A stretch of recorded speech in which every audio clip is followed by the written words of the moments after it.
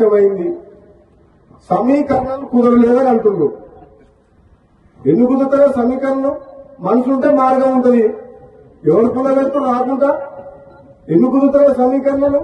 నీకు నన్ను పార్టీలో తీసుకున్నప్పుడు కదా మీ ఇద్దరు అడగం ఉన్నాను కదా, తెలుసుగా. మన పార్లమెంట్ ఎన్నికలప్పుడు రెండోసారి ప్రామిస్ చేసి మాటిచ్చినప్పుడు కదా మీ ఇద్దరు అడగన్నాయి. అంటే అది ఎట్లుందంటే ఒడ్డు దాటినాక ఓడమల్లయా, పొడు దానిలో బోడమల్లయా అన్నట్టుంది. ఇప్పుడు సమీకరణం కుదురుతలేమని మన బట్టి విక్రమార్క గారు అంటుంది.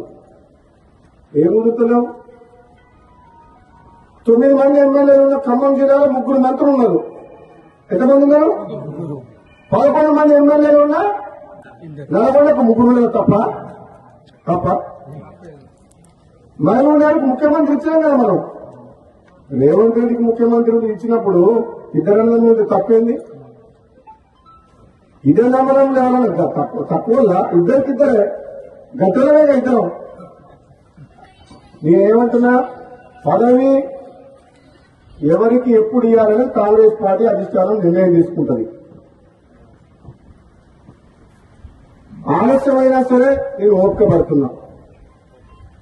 పదవుల కోసం పాకులాడే వ్యక్తిని కాను.